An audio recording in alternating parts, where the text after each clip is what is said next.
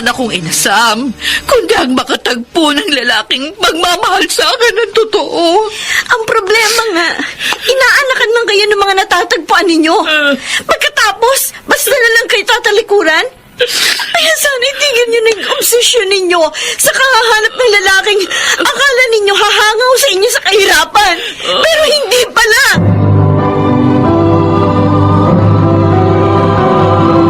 Handog ng DZRH ang dula sa kanyang panahon. Paano nga ba magiging malakas para sa kahinaan ng isang minamahal? Mga kaibigan, narito po ang naging karanasan ni Cindy sa ating dulang sa kanyang panahon.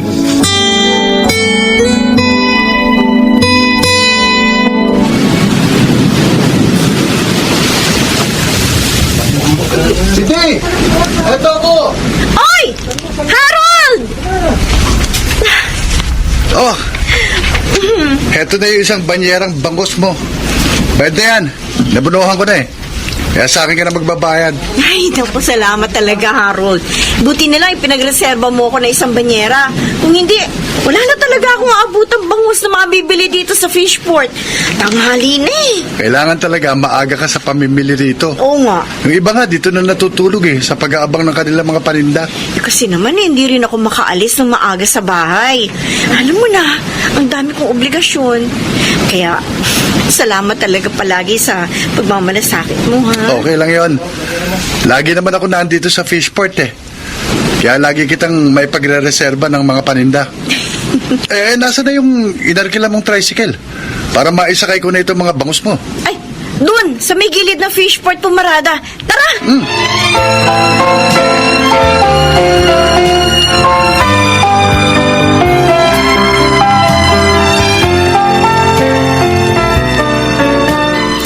Magda! Hoy, Magda! Ah, yan ka na naman, Ising. Kukulitin mo na naman ako eh.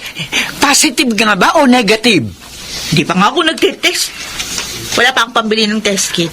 Basta pag positive, sabihin mo agad sa akin, ha? Para makahanap din agad ako ng buyer. Oo na. Sige na, umalis ka na. Nakakalibadbaran ako sa pagmumukha mo eh. Basta maghintay ka lang, kukontakin kita. Naintindihan mo?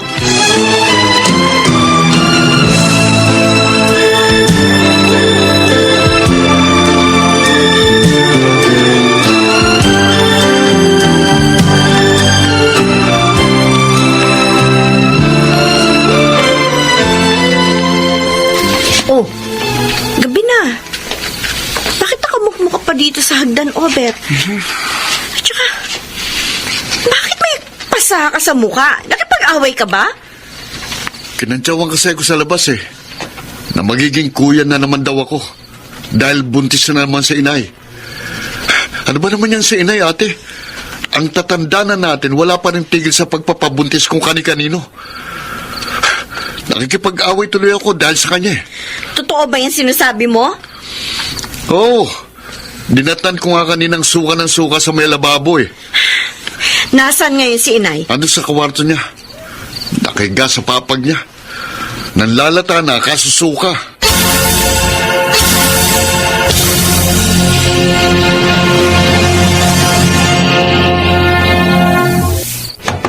Nay! Nay! Buksan niyo nga yung pinto! Mag-usap tayo, Nay! Ano ba yun, Cindy? Kung makakato ka naman, halos gibain mo na tong pinto ng silid ko. Inay, umamin ka. Buntis ka na naman? Oo. Bakit?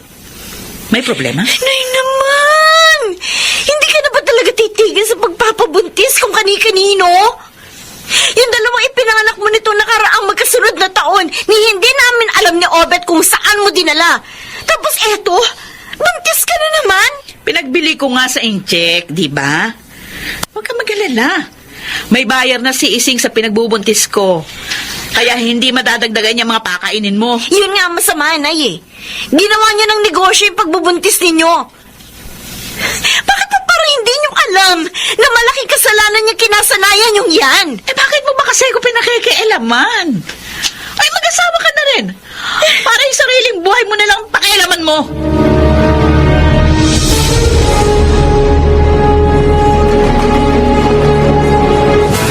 Ano, ha? Itiwan mo ko.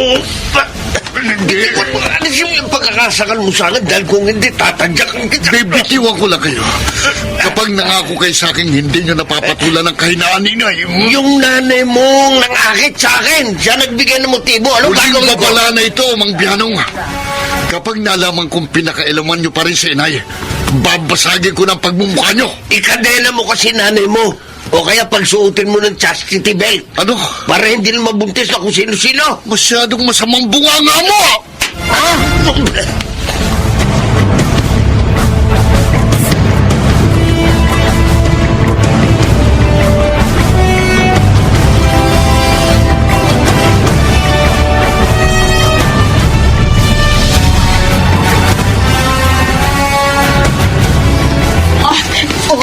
Ising, saan mo ba talaga ako paanakin? Masakit ng balakang ko. Hirap na ako sa kalalak. Doon sa nakita ko barong-barong sa gilid ng highway. Wala nakatira doon. Kaya safe tayo doon. Sigurado kang kahit sino walang nakasunod sa atin, ha? Oo, wala. Mahirap na. Baka masundan pa tayo dito ni Cindy. Mapupulilyaso tiyak yung mga plano natin. Wala sabi eh. Maniwala ka sa akin, Magda. Ha? Ising, sandali. O ano? Teka, nararamdaman ko basa.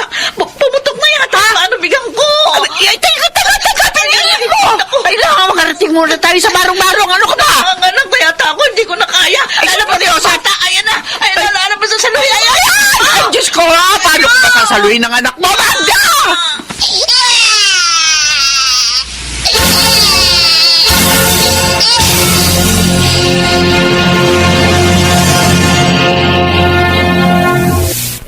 Ginagawa niyong biro ni Aling Ising ang buhay. Mabuti na lang may mga barangay tanod na nagawi sa barong-barong sa highway. Nadala ka agad kayo dito sa ospital. Pati na yung sanggol na isinilang niyo. Alam mo kung bakit ako nagkakaganito. Nay, hindi tama. Hindi tama na kapag iniwan kayo ng lalaki na kabuntis sa inyo, ipalalaglag nyo o ipagbibili nyo na lang ang sanggol na dinadala nyo. Para sa kaalaman nyo, Nay, diniretso ko na rin yung buyer ng sanggol na kausap nyo ni Aling Ising. Wala naman akong inasam. Kundi ang makatagpo ng lalaki. Magmamahal sa akin ng totoo. Eh, ang problema nga, inaanakan lang kayo ng mga natatagpuan ninyo. Pagkatapos, basta na lang kayo tatalikuran. Kaya sana, itigil nyo na yung obsesyon ninyo sa kahanap sa lalaking akala ninyo ay hahango sa inyo sa kahirapan. Pero hindi pala!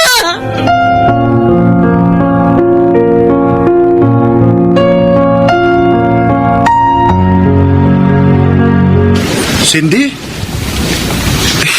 Iniisip ko talaga kung ikaw nga yung nakita kong nakaupo dito sa sulok ng fishport eh. Gabi pa lang ah. Bakit nandito ka na? Dito na ako magpapalipas ng gabi, Harold. Teka, umiiyak ka ba? Bugtong-bugto yung mga mata mo eh. Sinay kasi. Nanganak na naman. Ang nakakainis, baka sa susunod na buwan, buntis na naman kung kanino. Kung alam ninyo, nananawa na ako sa pagsisikap. At sagad na ako sa mga problemang dinadala niya sa buhay namin. Apo nga dito sa tabi mo. Alam mo, pareho lang tayo ng kapalaran sa mga magulang. Ang nanay at tatay ko rin, puro sarili lang nila iniisip. Madalas nga, sinusugod ako dito sa fishport eh. Para manghingi lang ng mga pambisyo nila. Alak, sugal, gano'n. Sa halip na sila maging suporta natin sa mga hamon ng buhay. Eh wala naman tayong aasahan eh. Kundi ang mga sarili natin. Kailangan nating kumilos. Pero siyempre, kailangan din nating manampalatayang pansamantala lang ang mahihirap na sitwasyon sa ating mga buhay.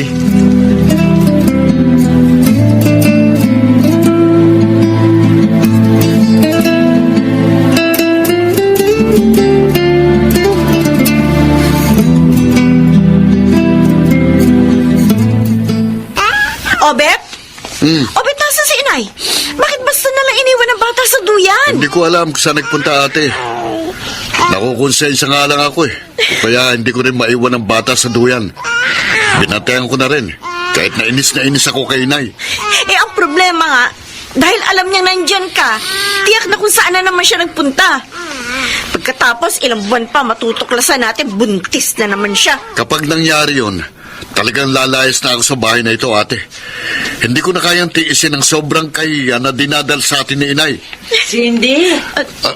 Ano pala eh? Nay, Cindy! ang akala ko... Naglagalag na naman ako. Abay, hindi. Inilako ko yung mga tinda mong daing na bangus na nakita ko doon sa freezer. Niripak ko sa plastic ng tigta 3 piraso. Para ka ako madaling maibenta ng 300.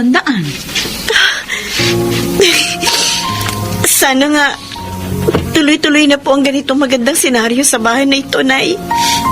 Dahil namulat akong, tama ka anak, na kung gugustuhin ko lang mamuhay ng maayos, kayang-kaya ko.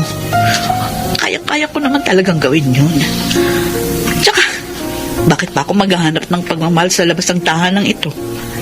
Samantalang, nandito naman kayong magkapatid. Nadarama ko ang pagmamahal sa inyo. Pero yun nga lang, sa tagal ng panahon nagbulag-bulagan ako. Inay! Kahit tagal kong inasama ang pagkakataong ganito, walang laman ang mga dasal ko kundi ang muli ninyong tingnan ng buhay sa tamang direksyon nito. Yung mga pagtitiis nyo sa mga kakulangan ko. Yun ang nagmulat sa akin para pahalagahan ang inyong mga pagsisikap. Lalo ka na, Cindy. Nay, Yung mga pagsasakripisyo mo. Ngayon ko nakita ang mga kahalagahan. Anak, maraming salamat. Maraming salamat.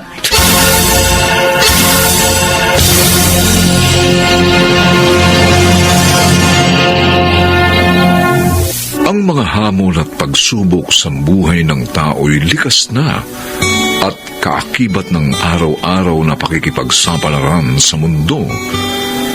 Subalit hindi nararapat magpatalo.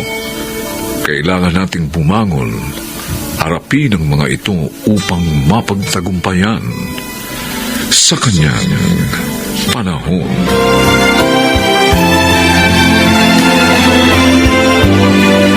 Mga nagsiganap, Chiquit del Carmen Amor, Rosana Villegas, Susan Robles, Bobby Cruz, Phil Cruz, at Lionel Benjamin.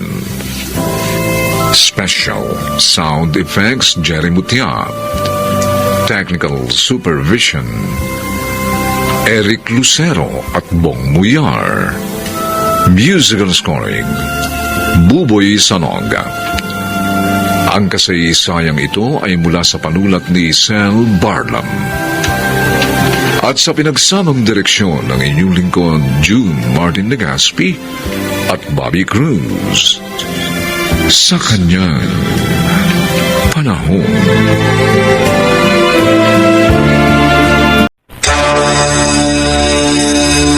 Sir, yung sunog na nasa news, di po ba sa subdivision niya na tinitirhan ng misis at anak niyo? Diyos ko, oo nga. At sa mismong bahay nila nangyayaring sunog. Jake, ihanda niyo mga fire truck. Re-responde tayo. Kailangan ako ng mag-ina ko. Yes, sir. Right away, sir.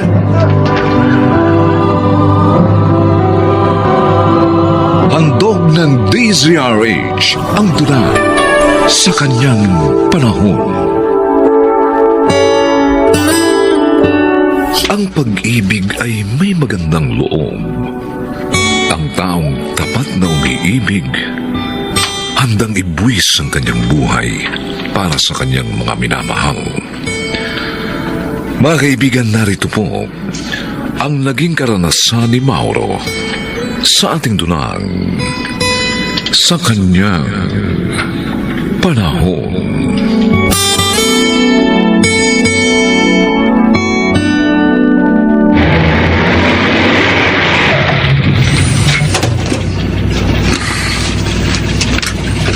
Daddy! Oh, bakit?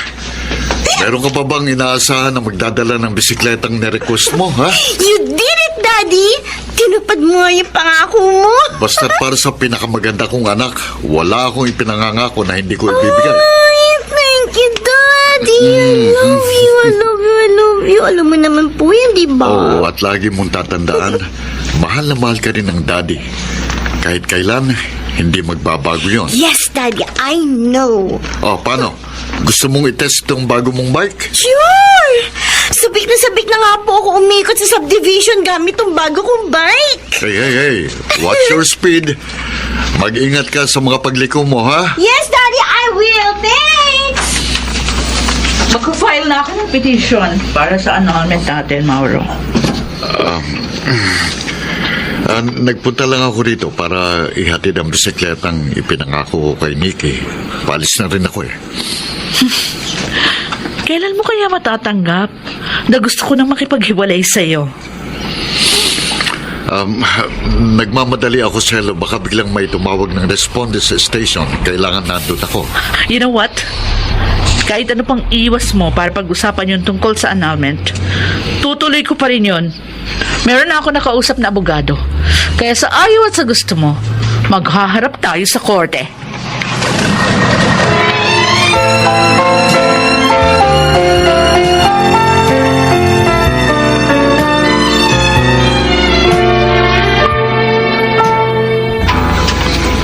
Ang hirap sa iyo, Violeta. Magkakaibigan tayo ni Cielo. Pero ayaw mo kaming tulungan. Baka nakakalimutan mo, Max. Kaibigan ko si Cielo. At sa tinagal-tagal na pagiging magkaibigan namin, naging kaibigan ko na rin si Mauro. Kaya ayoko maging part ng annulment nilang mag-asawa. May mga witnesses nang nakuha si Cielo. Kaya, as a psychologist, hindi na magiging mahirap sa iyo na mapatunayan ang psychological incapacity ni Mauro. Maglalabas ka lang ng psychological evaluation. And that's it. Nagagampanan ni Mauro yung fundamental marital obligations niya kay Cielo. Kaya hindi ko po pwedeng baligtarin yon. Idagdag mo pa ang pagiging isang mapagmahal niyang ama kay Nikki. Saksi ako sa lahat ng yun. Nagkataon lang na nagkainlabang ngayon ni Cielo. Kaya humantong sila ni Mauro sa ganyang problema. So, ang pinakasolusyon na lang, ang mawala sa landas namin ni Cielo si Mauro. O then, go! Do it! Max, iniisip mo pa lang? I-report na agad kita sa mga alagad ng batas.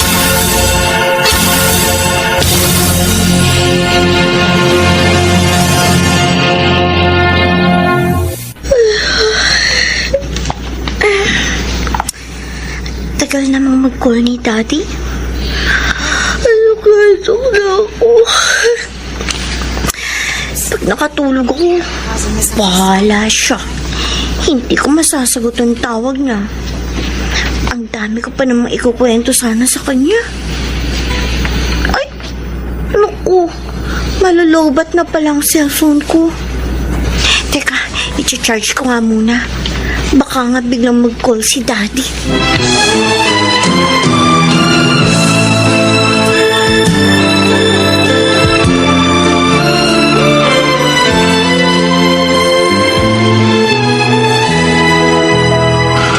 Pagkatapos ng wine shot na ito, alis na ako, Cielo.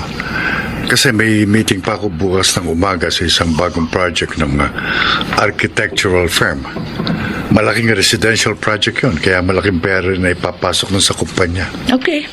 Tatawagan na lang kita sa itatakbo ng usapan namin ni Mauro tungkol sa annulment. Yung asawa mo naman, parang ipinanganak lang kahapon. Dapat niyang tanggapin na wala ka ng pagmamahal sa kanya. Kaya kahit na ano pang pakikipaglaban niya, hindi nagagana yung inyong pagsasama. Oh. Promise. Ako nang bahala kay Mauro, okay? Sinabi mo eh. Sige ha. Aalis na ako ha.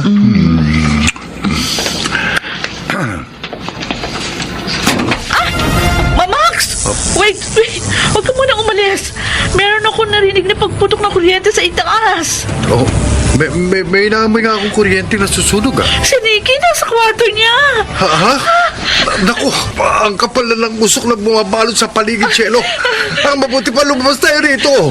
Umiinit ang paligid eh. Hindi, Max! Pupunta ako sa kwarto niya si Nikki. Ililigtas ko ang anak ko. Ibang ka na ba? Nagsisimula lang mag-apoy ang paligid. Lika na! Tara! Go! Hindi kita pipiliting iligtas sa buhay ng anak ko dahil hindi mo naman siya katgo, di ba? Sige na, malis ka na. Hindi ko kailangan ng karuwagan. Huwag ka na magpapakita sa akin kahit kailan!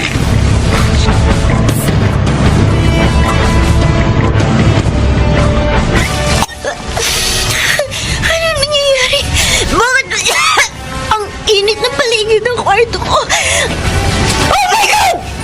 Nag-aapoy ang kama ko! Nasusunog ang kwarto ko!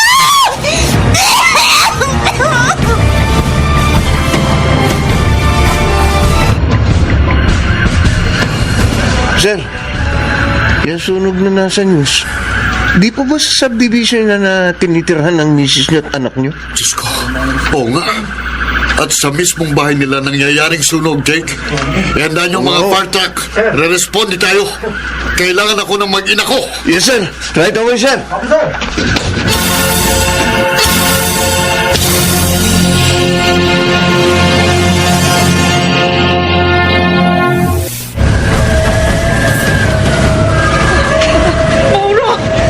Mauro, si Nikki. Nasa loob ng kwarto niya. Hindi ko nagawang makapunta doon dahil sa kapal ng usok. Tinawagan mo ang cellphone niya. Walang sagot. Hindi siya sumasagot. Kaya lalo ako nag-alala sa nangyari sa kanya doon sa loob ng kwarto niya. Huwag kang mag-alala. Kilala ko si Nikki. Buo ang loob ng anak natin. Hindi siya basta-basta susuko ano man ang sitwasyon niya sa loob ng bahay. Mauro, ayoko mawala sa atin si Nikki. Hindi ko matatanggap yun. Hindi. Ihanda mo ang ating mga personal protective equipment. Papasok tayo sa loob. Yes, sir!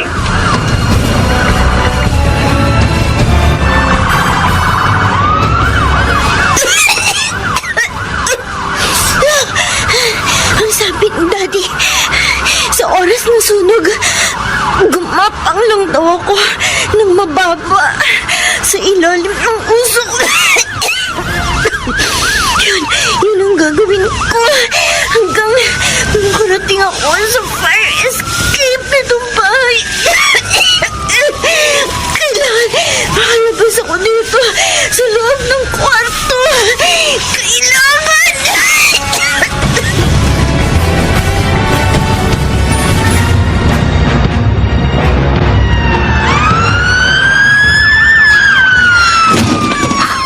Bukas na ang pinto ng kwarto. Ibig sabihin, nakalabas na ng kwarto si Nikki. Sir! Oh, Dito po Jake! niyo sa may hagdan. Ha? Nakatid po ako sa katawan niya nakahandusay. Nang sumunod ako sa inyo, pasok dito sa loob ng kabahayan. Gano'n ba? Nikki! Halika. Jake, tulungan mo akong buhatin si Nikki. Kailangan nating makalabas dito. Lalo pang lumalakas ang apoy.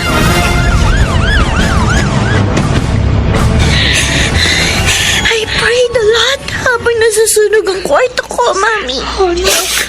Sabi ko po sa Diyos, gusto ko po kaya makasama ni Daddy hanggang sa matupad ko ang lahat ng pangarap ko. Mahal na mahal ko po kayo ni Daddy, Mami. Kahit sino sa inyong dalawa, ayoko mawala sa akin. Mahal na mahal ka rin namin ng daddy mo, anak. Ikaw ang pumupuno sa aming buhay.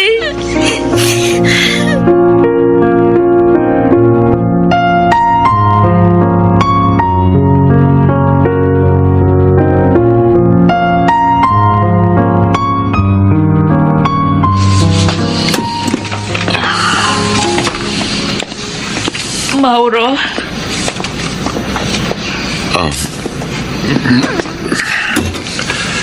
Siguro nga, kung natawagan ko si Nikki ng gabing yon, hindi niya makakatulugan ang cellphone niya na overcharge. Kaya di sana nangyaring sunog na yon. Marami rin kasi kaming respondent ng gabing yon.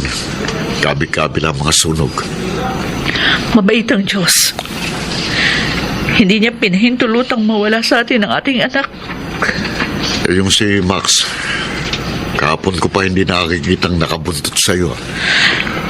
Pagkatapos niya kaming iwan ni Nikki sa nasusunog na bahay, sinabi ko sa kanya, huwag na huwag siya magpapakita sa akin kahit kailan. Ako, isa lang ang buhay ko. Pero handa akong ilaan yon sino man sa inyo ni Nikki ang nasa panganib. Cielo, mahal na mahal ko kayo ng ating anak. Hindi yun mababago ng kahit na ano pang dumating na sitwasyon sa mga pagitan natin. Mapapatawad mo pa ba ako? Cielo, Naging mapusok ako. Mapaghanap. Samantalang, ako pala yung maraming pagkukulang na dapat punan sa ating pagsasama. kayo ni Niking bumubuo sa aking pangarap at pagkatao. Walang puwangan ng mga pagkakamali upang sumuko ako at hindi kayo ipaglaban. Maninindigan ako sa pagmamahal ko sa inyo ng ating anak hanggang sa kanyang panahon.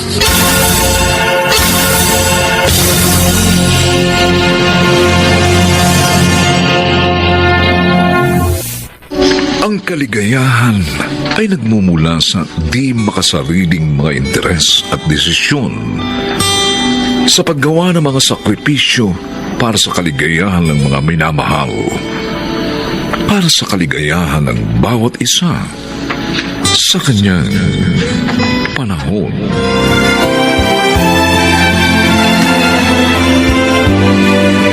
Mga nagsiganap, Phil Cruz, Lionel Benjamin, Bobby Cruz, Rosana Villegas, Chiquit del Carmen Amor, at Susan Robles.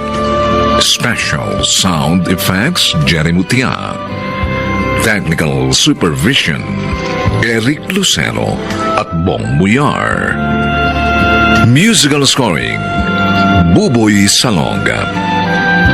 Ang kasaysayang ito'y mula sa panulat ni Sel Barnum. At sa pinagsamang direksyon ng inyong lingkod, June Martin Legaspi at Bobby Cruz. Sa kanyang panahon. Bawin mo sinabi mo, Eric! Bawin mo! Dahil kung hindi, paduduguin ko yung nguso mo! Totoo naman ang sinabi ko, di ba kuya? Na mas binigyang prioridad ni na Inay at Ate Florence na ikaw ang makapagtapos ng pag-aaral. Para kung makaraos ka na, makatulong ka sa pamilyang ito. Sa pamilyang ito na ayaw mong tantanan ng panunumbat. Pero dito, at dito ka pa rin bumabagsak! Handog ng DZRH ang tula sa kanyang panahon. Gaano nga ba kahalaga ang pananatiling buo ng isang pamilya upang matugunan ang maraming pangangailangan ng mga miyembro nito? Tulad ng pangangalaga, pagmamahal, at pag-unawang maibibigay ng bawat isa. Mga kaibigan, tunghayan natin ang naging karanasan ni Florence sa ating tulang sa kanyang panahon.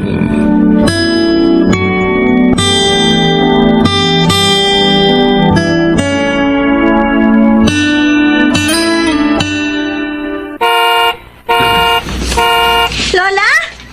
Lola, nandiyan na po yung inangkila ninyong van na sumundo kay Daddy. Oo siya. Mauna ka nang sumalubong sa daddy mo, ha? Alam mo naman tumatuhod ko. Naku, hindi agad-agad na maitatayo. Grabe mga kirot dahil sa akin, Rayuma. Uy, Shay, sige na po, Lola. Basta sumunod na kayo kaagad, ha? Oh, sige na. Takbo na roon.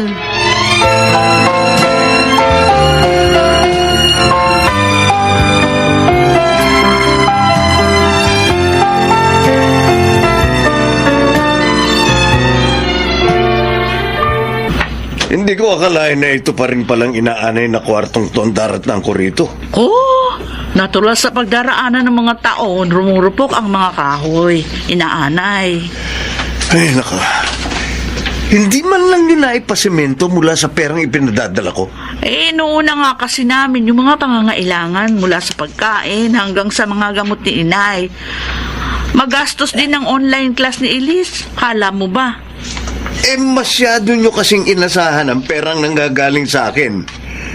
Kung nagsipaghanap buhay kayo, edi sana naipon pa ninyo mga pera ko. Aba Samuel, naghahanap buhay rin kami rito. Malaking bahagi ng kinikita ko sa pagluluto ng mga kakanin ang bumubuhay sa amin dito. Uy, ang batugan na si Eric. Wala naman trabaho, di ba? Si Eric ang katuwang namin sa lahat ng mga gawain. Higit sa lahat, tagasugod kay inay sa ospital kapag inaatake ng high blood. Kaya huwag kang sumbat ng sumbat. Dahil baka mas may sumbat kami sa iyo.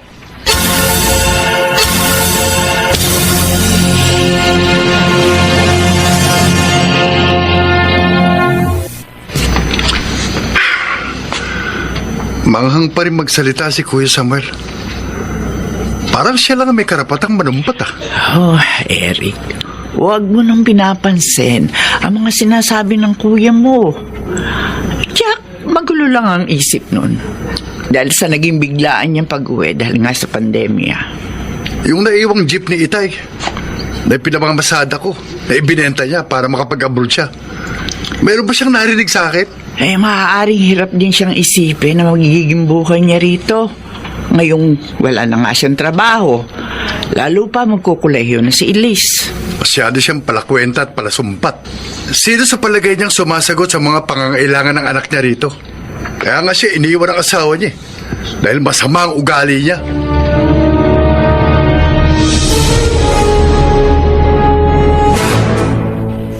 Oh, Elise. Akala ko yung nag-online class ka na. Pasado 8:00 na ng umaga Tsaka, Uy, Elise, umiiyak ka ba? Ang daddy po kasi. Tinanong ko lang kung may chance pa po ako makapag-aral sa Dubai kapag nakaalis na siya ulit. Pinagsisisigawan na po ako. Nako, wrong timing nga kasi yung pagtatanong mo. Alam naman nating lahat na biglaan ang kanyang pagkakauwi dahil nga sa pandemya. Umaasa po kasi ako sa pangakong yun ni Daddy, Tita. Sabi nga kasi niya, bagsak ang ekonomiya ng Dubai. Yung nga daw mga kasama niya sa trabaho na naiwan pa roon. Nauna na raw pinauwi yung mga anak dito para dito na nga magsipag-aral. Paano po? Kung hindi pa rin siya makabalik sa abroad, hindi na rin po ako makakapag-college. Ano ka ba? Nandito kami ng Tito Eric mo. Pati na ang inay. Hindi ka namin pababayaan. Makapag-aaral ka sa kolehiyo. Kaming bahala sa iyo.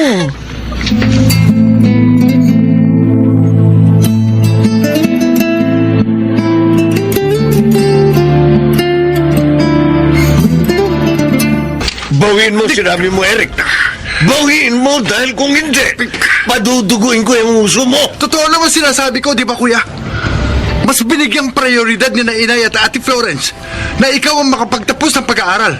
Para kung makaraos ka na, makatulong ka sa pamilyang ito. Sa pamilyang ito na ayaw mong tantanan ang panulumbat.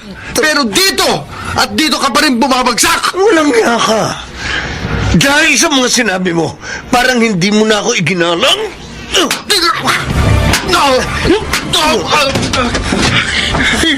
Alin? Yung mga perang ayaw maalis sa panulumbat mo. Higit sa mga yun, pagkalingat, pag-aasang pilit namin idinudugtong sa buhay ni Inay. Tito Eric, tawag po kayo ni Tita Florence. Si Lola po, biglang na lang po nawala ng malay. Kailangan po isukat sa ospital. Diyos ko, ang Inay!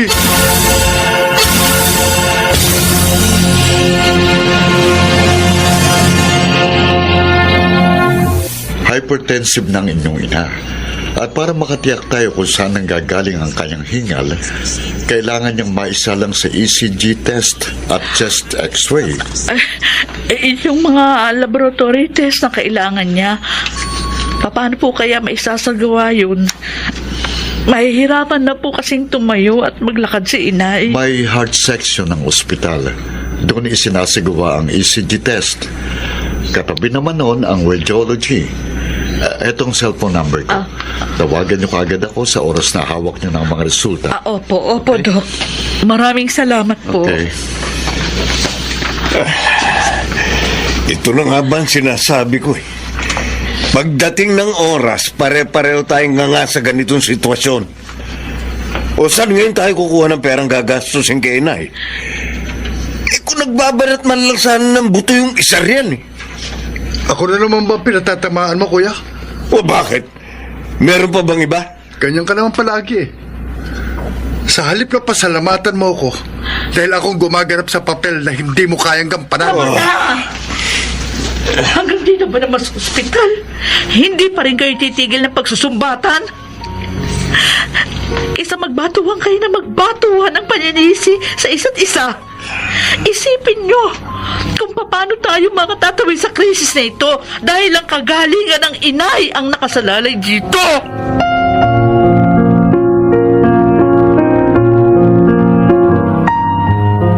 Lola?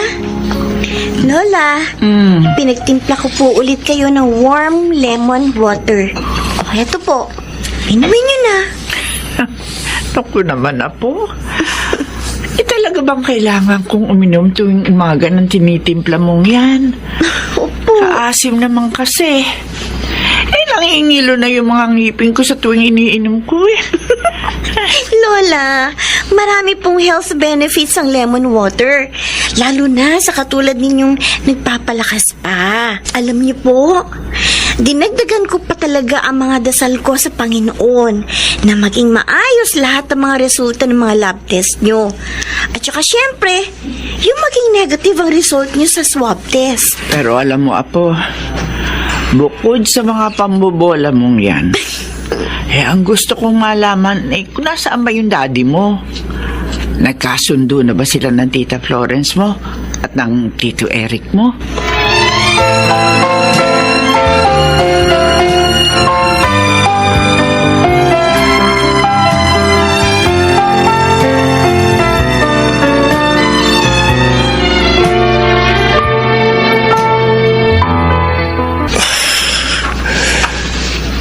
Dahil lamang dumaan ako sa matinding pagsubok sa ibang bansa. Nadamay sa mga sentimiento ko pati ang pamilya ko. Ngayon ko napatunayang ang pamilya ang pinakamagandang regalong ibinigay ng nasa itaas.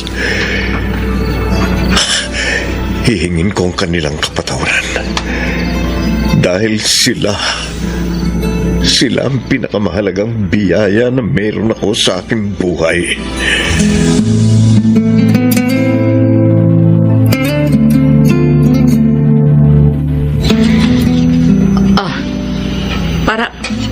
Para saan ka mo? Ang 20 mil na ito, Samuel? Para ka ako pandagdag mo sa puhunan mo sa paggawa ng mga kakanin.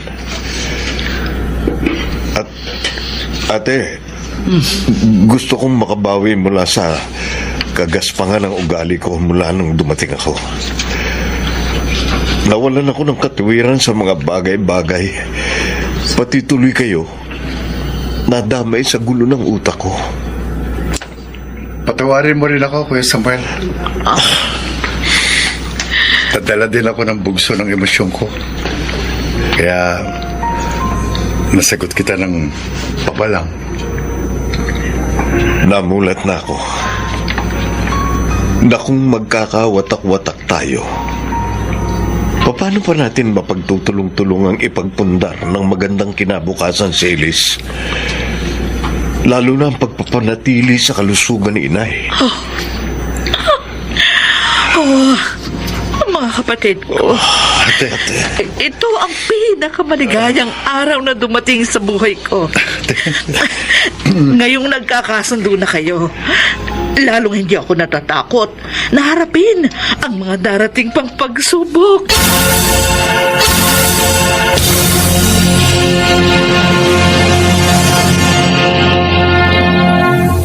Lahat ng pamilya hindi maiiwasang hindi dumaan sa mga pagsubok. Subalit sa mga panahong ito ng mga suliranin, higit na nasusukat ang tatag ng pagkakaunawaan ng bawat miyembro upang manatili pa rin nagkakabuklod-buklod ang mga kaisipan at damdamin sa kanyang panahon.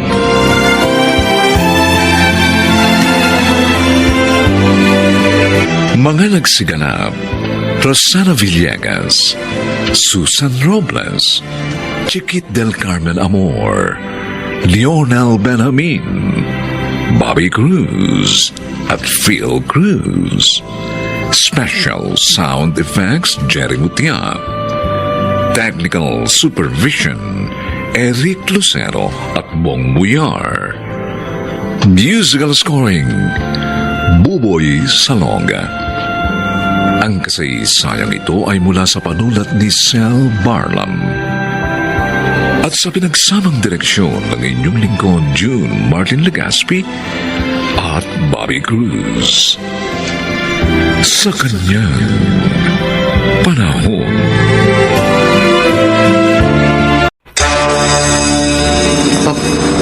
Ano yun? Parang may katawan ng taong nakahandusay sa gitna ng kalsada. Parang lalaki at duguan.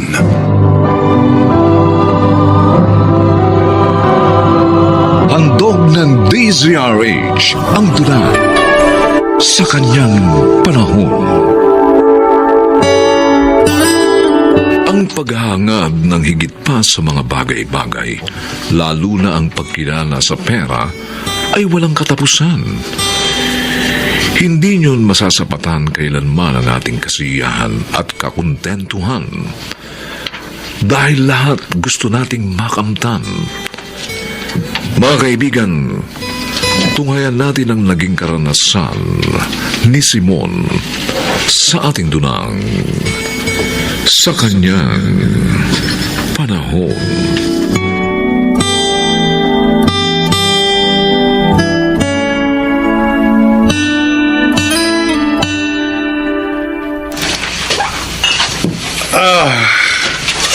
Yun bang legacy, Dre?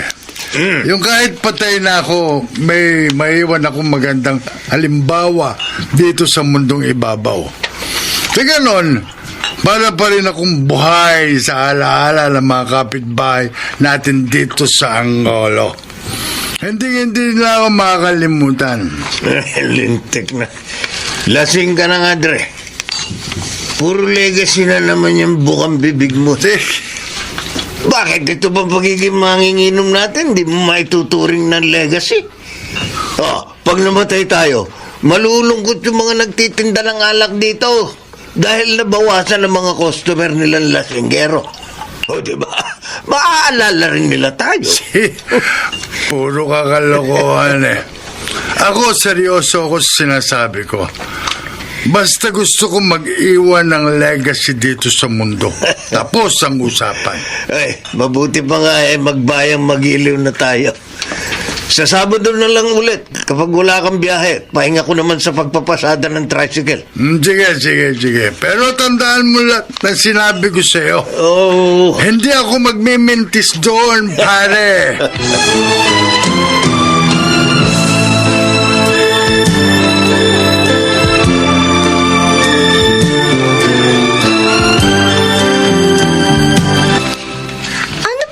Ibig sabihin ng legacy, ha, Ate Ella? Lagi ko kasi naririnig yun kay Itay kapag nagiinuman sila ni Mang Sosing. Tapos, paglasing na sila, pinagtatalunan na nila yung topic na yun. Naku, Ada, kapag lasing na ang Itay kung ano na sinasabi noon. Tsaka, bakit ka ba nakikinig sa usapan ng mga lasing? Hindi mo naman maiintindihan yun. Ano nga kasi yung meaning ng legacy? Gusto ko nga kasi malaman, ate. Mabuti pa, tanungin natin si Google. O, ayan. Lumabas agad yung mga suggestion ng kahulugan ng legacy. Yung isang bagay o sitwasyon na maaalala ang isang tao dahil naging makahulugan ang kanyang naging buhay sa mundo. Yun ibig sabihin ng legacy. Ganun? Bakit napipiko ng Itay kapag kinukontra siya ni Mang Sosing? Maganda naman palang ibig sabihin yan. Ay, naku. Tumuto ka na nga dyan sa online class mo. Pati ako, nagugulo dito sa klase ko eh. Tsaka pwede ba? Tigilan mo na yung pakikinig kina Itay at Mang Sosing kapag nagiinuman sila. Kung hindi, susumbong kita kay Inay. Wala ka, malalagot ka.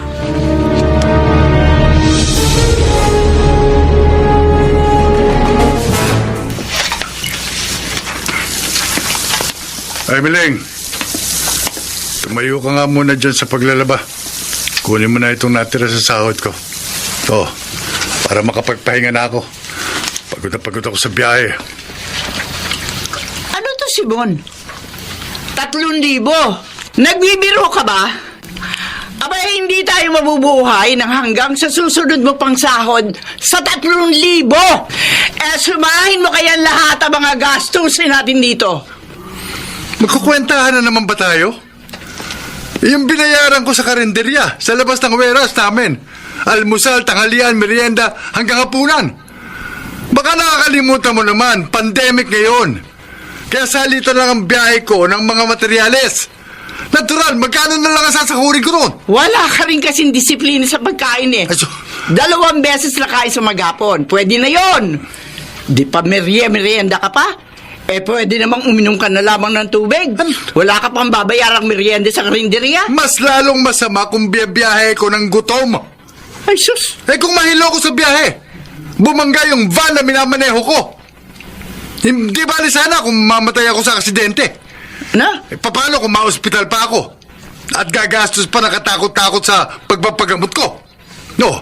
Oo, kaya kung ako naman ang maka-aksidente, ako naman ang susuko ng pera sa nadisgrasya ko.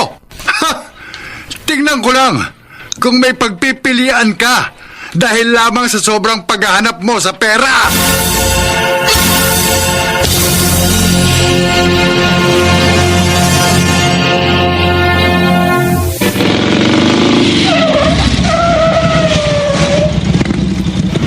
Pare Simon, sabi ng mga kasama ko sa pila, hinahanap mo raw ako. Audrey, may pag-uusapan tayong mahalaga. Ano ba yun? Sige, paandalin mo ang tricycle mo. Maghanap tayo ng lugar na walang makakarinig sa pag-uusapan natin. May alam ako, doon sa lumang building.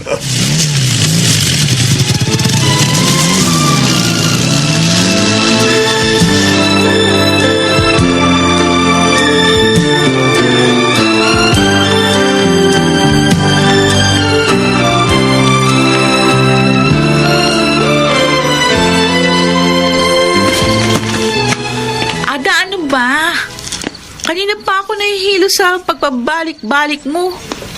Patulog ka na kaya? May online exam ka pa bukas, di ba? Kasi kanina nakita ko sakay ng tricycle ni Mang Sosing si Itay. Saan kaya sila nagpunta? Tignan mo, Teo. Gabi na, pero wala pa sila. Baka dumayo lang ng inuman sa mga kaibigan. Alam mo naman yung dalawang yun, sparring partner sa lahat ng lakad nila. Kung di sila naka-tricycle, masusundan ko sila. Maririnig ko mga pag-uusapan nila. Aba, tinitiktikan mo talaga sina Itay at Mang Sosing, ha? Masyado ka namang naiimpluwensya ng mga panonood mo sa TV, ng mga detective. Papatayin ko na ilaw, ha? Matulog ka na. Alam ko, ite-text ko na lang kaya siya. O kaya, tatawagan ko kaya si Itay. Mabuti na yung alam natin kung saan siya naroroon. Hindi ba?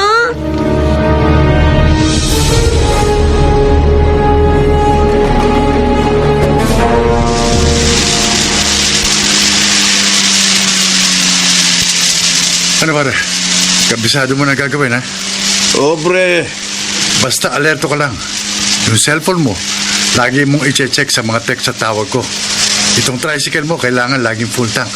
Para anumang oras, pwede tayong tumakbo. Copy, Andre. Tatandaan ko yung mga sinabi mo. Sa basement ng lumang building, doon ulit tayo magkikita. Gaya ng una nating diskarte. Pero mag-iingat ka, ha? Okay. Kahit sino, walang dapat makakita sa iyo sa pagpunta mo ron. Oo. Maliwanag, Dre.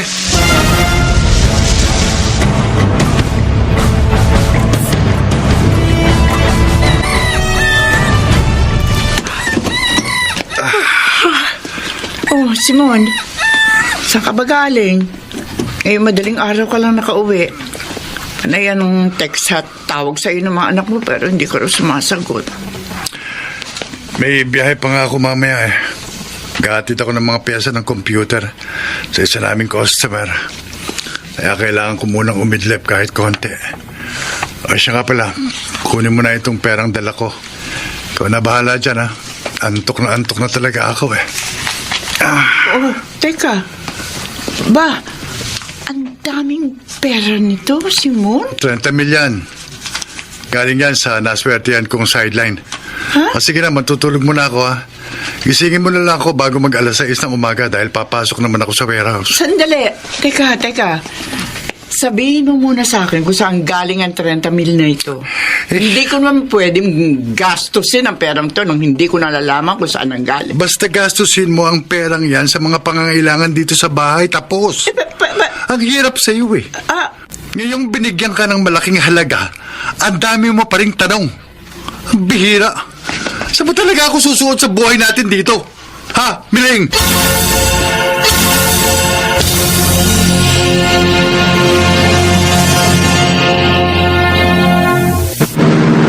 Ba, ano yun?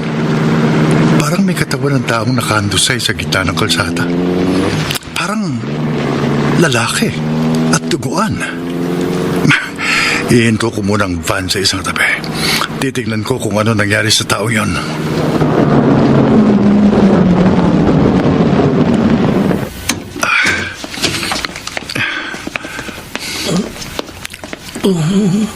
Diyos ko. Ang lakas ng tagas ng dugong nagmumula sa kanyang ulo. Pero buhay pa siya. Kailangan madala agad siya sa pinakamalapit na ospital. Hello. Pare, nasa ka na?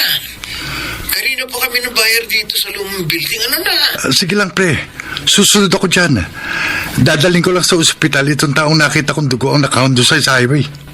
Pero pare, nagmamadali ang taong kausap natin. Pera na to, baka maging bato pa. Basta darating ako dyan. Huwag ka mo mag-alala. Dala kong van ang warehouse. Nandito yung mga pyesa. Ihanda lang ka mo yung pera. Sige na, pare. Kailangang umabot ng buhay ang taong ito sa ospital.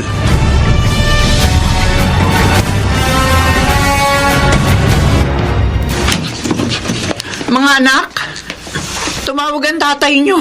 Ha? Nasa ospital daw siya. Pinagdadala ko ng pera.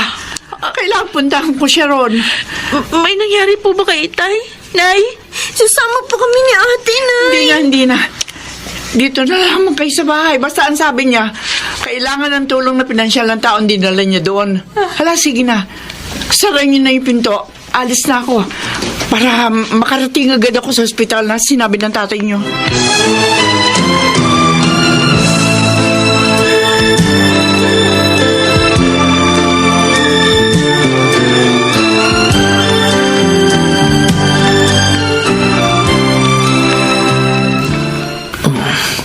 Anong nangyari sa akin?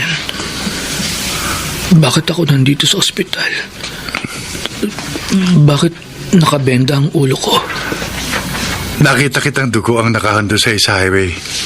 Kaya tinala agad kita rito sa ospital. Huwag kang mag-alala. Ligtas ka na. Naawat na yung pagtagas ng dugo sa ulo mo. May mga gamot ka lang na dapat inumin para matuyo agad ang sugat sa ulo mo.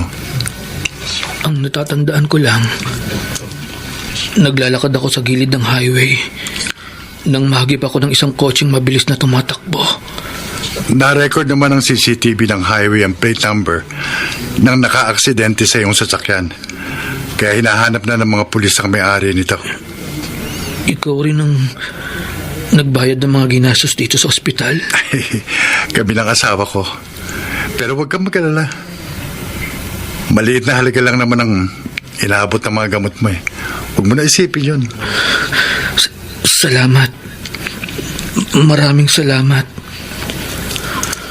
Ang inaalala ko, ang mga anak ko.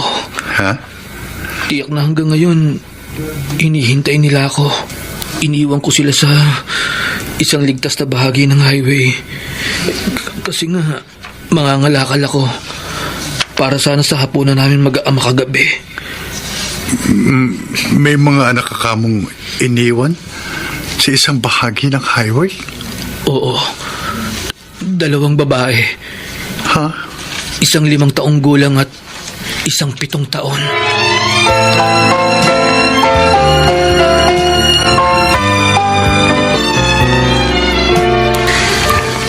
Buti na lang pala. Hindi natuloy ang transaksyon natin kagabi. Kundi, kalaboso tayo. Katulad nung kasama mong delivery driver na nahuling ibinibenta mga pyesa ng computer. Gusto ko nga isiping sinadya ng tadhana yung pagkakakita ko dun sa dugoang lalaki na na-aksidente sa highway. Parang nga kasing huminto roon yung mga oras eh. Kaya na ibang daloy ng mga mangyayari kagabi. Buti. Hindi ka kunisto ng alanganing oras mo na maibalik yung van sa warehouse. Sinag naman nila yung laman eh. Kumpleto naman. Saka alam nila ang buong kwento kung bakit hindi ko na i-deliver sa customer ang mga piyesa.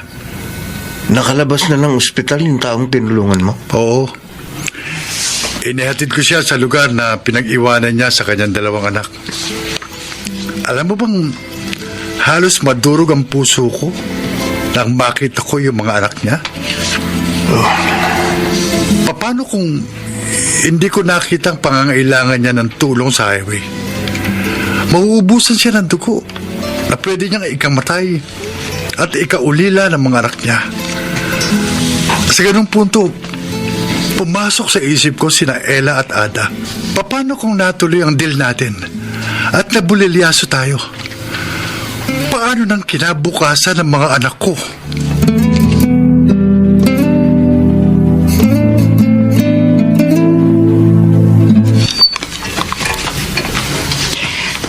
Simon, patawarin mo ako. Minsan kasi nagiging mapaganap ako eh. Aaminin ko, dala lang yun ang kahinaan ko. Naging mapusok din ako mag-isip. Kaya nagawa ko rin magkasala. Pero napakabuti ng nasa itaas.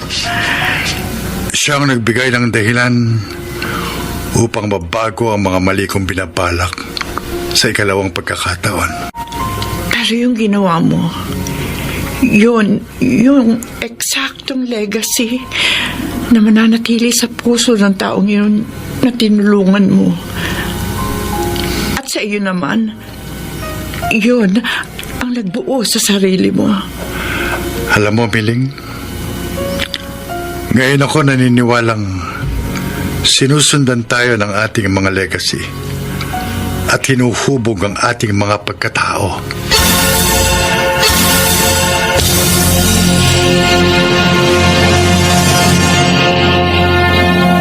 Higit sa maibibigay na kasiyahalang pera o iba pang material na bagay na inaakala nating magiging sangkap ng mga anyo ng ating kaligayahan, ay ang legacy ng mabuting pagkatao at malalim na pananampalatayang maipapasa natin bilang isang magandang halimbawa sa kanyang panahon.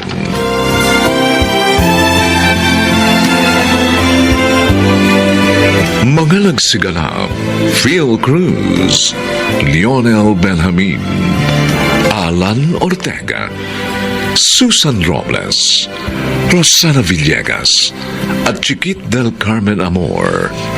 Special Sound Effects, Jerry Mutia. Technical Supervision, Eric Lucero at Bong Muyar. Musical Scoring, Buboy Salonga. Ang kasaysayang ito'y mula sa panulat ni Sel Barlam at sa pinagsamang direksyon ng inyong lingkod June Martin Legaspi at Bobby Cruz. Sa kanyang panahon. Sigurado ba kayo na hindi masamang tao yung lalaking tinulungan ninyo? Kung titignan po ang itsura niya, kahit na mahaba ang buhok at babalbas, mukhang hindi naman po siya gagawa ng masama.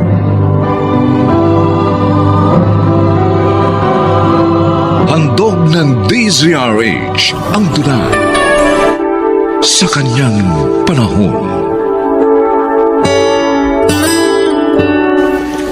May mga balita tayong naririnig na may ilang mga kababayan natin ang mapagsamantala, lalo na sa mga hindi natin kababayan o kalahi. Ang kanilang mga nabibiktima kadalasan nauuwi lang sa mas matinding pagsubok at paghihirap. Tulad ng naranasan ni Billy, isang foreigner at nabiktima ng mga masasamang loob. Pakinggan natin sa ating dulang sa kanyang panahon.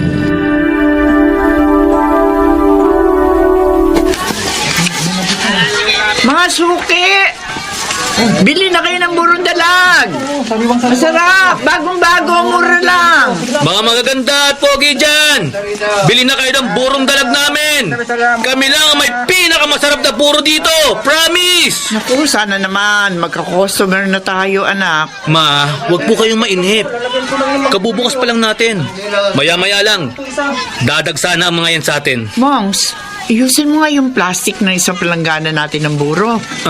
Madampian lang ng langoy yan. Sigurado, sira na yan. Sayang yung ilang linggong paghihirap natin sa mga yan. Ayan na, ma. Naayos ko na po. Halimos po. Ay, Mama, pasensya ka na ha. Wala pa akong maibibigay na limos sa'yo eh. Kabubukas lang namin. Wala pa kasi kami benta. Oo nga. Kabubukas pa lang namin. Sorry ah. Okay lang po. Salamat lang po uli. Ma, ibang klase yung namamalimos na yun ah. Kung magsalita, akala mo galing States? Anong akala? Talagang foreigner yung namalimos sa atin. Po? Talaga po? Hindi mo mapapansin na foreigner siya kasi madungis at saka mahaba ang buhok at balbas. Pero yung mga mata niya, kulay brown. Ma, na-curious tuloy ako eh. Ano kaya ang nangyari sa kanya? At nauwi siya sa pamamalimos.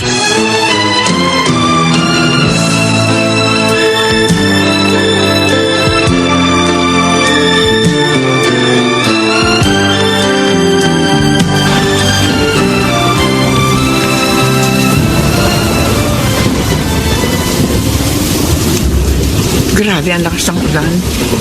Buti na lang, malapit lang yung bahay natin sa palengke. Opo nga po eh. Halos 2 minutong lakaran lang. Makakauwi na po tayo agad. Pero pag-ingatan mo na huwag mabasa yung mga paninda natin, Mongs, ha? Ma, huwag kayong mag-alala.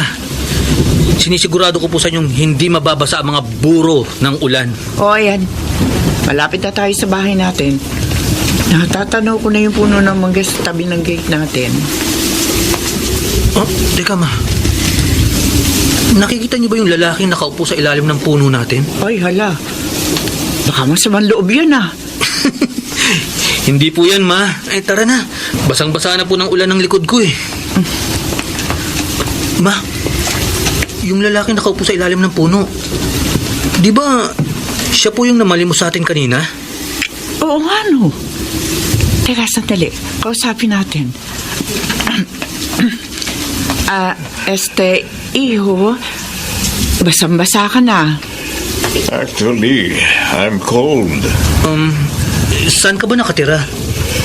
I have no family, no house, everything.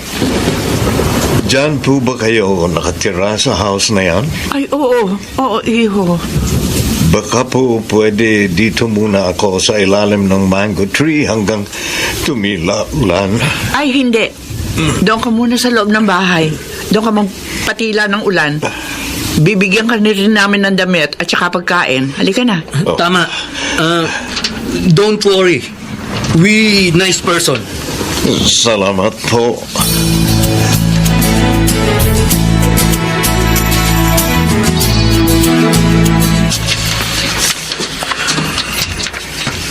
Sigurado ba kayo na hindi masamang tao yung lalaking tinulungan nyo? Kung titignan po ang itsura niya pa, kahit na mahaba ang buhok at balbas niya, mukhang hindi naman po siya gagawa ng masama. At saka napansin ko, parang foreigner yung lalaki. Yun nga rin ang napansin namin ni Mama kanina eh. Halika yun na. Total, call center agent ka. Kausapin natin yung lalaki. Alamin natin kung sino siya o kung saan siya galing. Sige po, pa.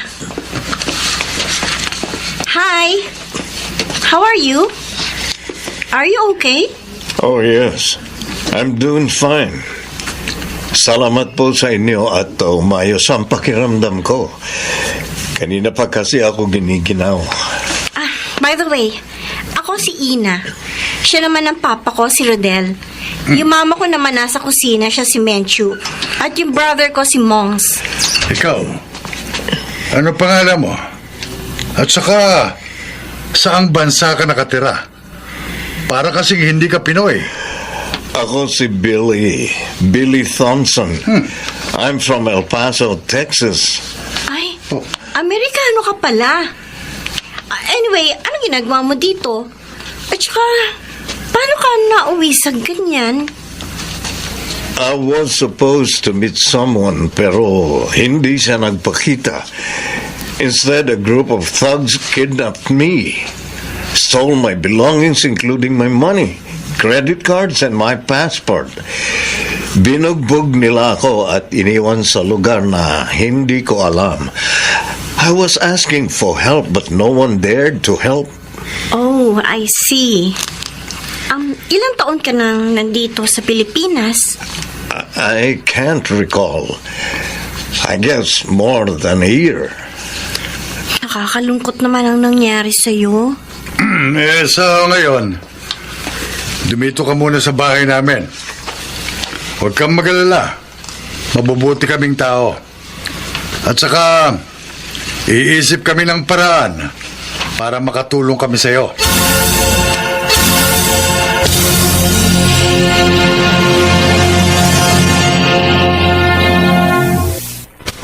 Tapos na ba kayo dyan? Hindi pa kami tapos ni Mongs sa paghihiwa at paglilinis ng mga dalag. Pero konti na lang ito. Handa na yung plastic container sa paglalagay nyo, pati yung mga asin. Pa, Oh, ito na po yung mga nagawa ko. Nahiwa at natanggalan ko na po yan ng mga bituka. sige na. Akin na para malinis ka na. Oh, ito po. Oh, ikaw pala, Billy. Gusto mong tumulong sa amin? Yep. Curious ako sa business nyo na fermented fish.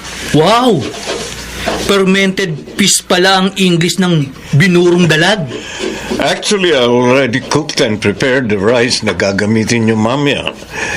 I meant you also ask me for help para linisin ang mga plastic containers. Salamat, Billy. Halika. Maupo ka sa tabi namin para Oo nga. makita mo kung paano namin ginagawa ang burong dalag. Sure, Tatay Rodel. Gusto ko matuto pang gumawa niyan.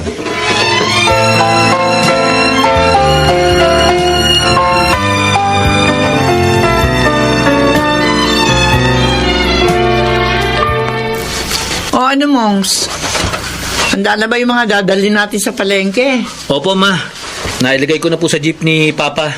Ihatid ko na kayong dalawa doon sa palengke bago ako mamasada. Siya nga pala, nasaan si Billy? Naghahanda na po si Billy. Gusto raw po niyang tumulong sa pagbebenta ng buro sa palengke. Kaya sinabi ko po sa kanya, mag-ayos siya ng sarili niya para presentable siya sa mga suki namin. Sorry kung naghintay kayo. Aba! Nag-ahit ka ng balbas mo ah. Ayos yan, tol! I'm ready to sell burong dalag today. Ayos! Tara! Sumakay na tayo sa jeep ni Papa.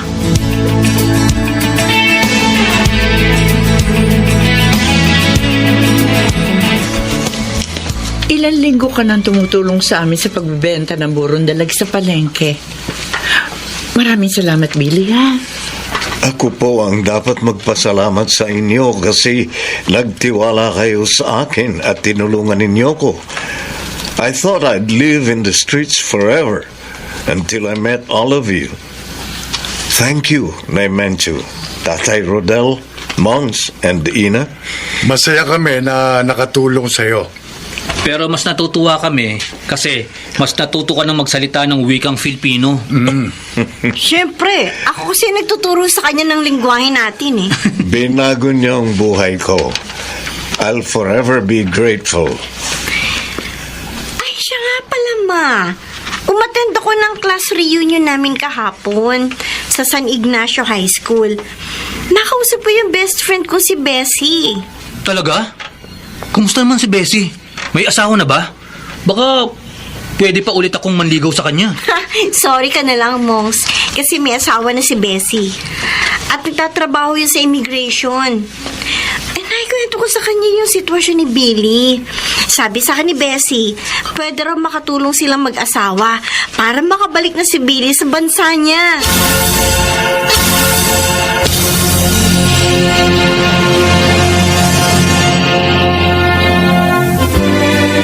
Siya ba yung sinasabi mong Amerikanong nagpapatulong na makabalik sa bansa niya, Ina? Oo, Bessie, siya si Billy Thompson. Galing siya ng Texas. El Paso, Texas, to be exact. Ano, matutulungan niyo ba siya, Bessie? Oo naman. May konting pagsubok lang na pagdadaanan, but eventually, makakabalik din siya sa bansa niya. I really hope na makabalik ako ng Texas to start a new life. Don't worry, Billy. Nandito kami lahat para tulungan ka. Hindi ka namin pababayaan. I guarantee you, makakabalik ka sa bansa mo ng ligtas at maayos.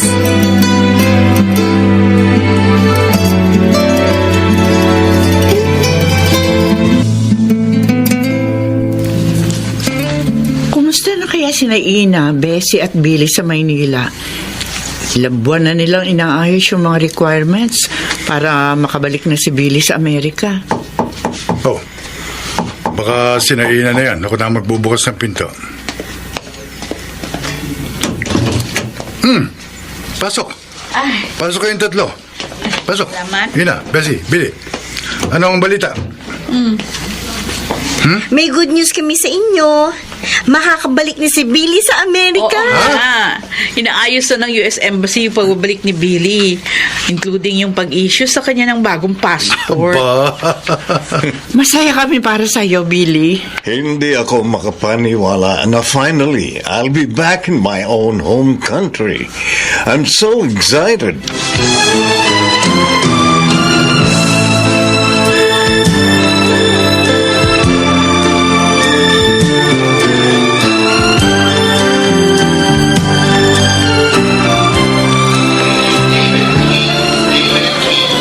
This is it! Billy, finally, lilipad ka na pabalik na Amerika. I really can't believe it. Thank you. Thank you for letting this happen. Oh, Billy, mamimiss ka namin. Tama si Menchu. Mamimiss namin yung kanong nagbebenta ng burong dalag. I will bring the burong dalag recipe pagbalik ko ng Texas. I'll try to make my own version and sell some, who knows. Baka maging successful. Oo. Good luck, Billy. Basta, Billy, ha? Palagi kang mag-iingat sa susunod. I'll remember that, Naimenchu. Oh, baka mali ka pa sa flight mo. Before I go, can we have a family hug? Oo naman. Thank you to all of you for all your help. Para makapag-start ako ng new life, hindi ko kayo makakalimutan.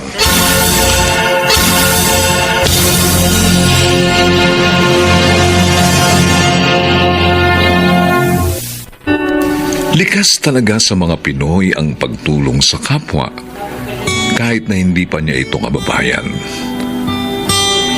Oo, mayroong iilan na mapagsamantala, pero marami pa rin ang mga kababayan natin na tapat, matulungin, at maaasahan natin sa mga pagsubok tulad ni Menchu, Rodel, Ina, Mongs at Bessie. Sana mas dumami pa ang mga Pinoy na katulad nila na may mabubuting kalooban sa kanyang panahon.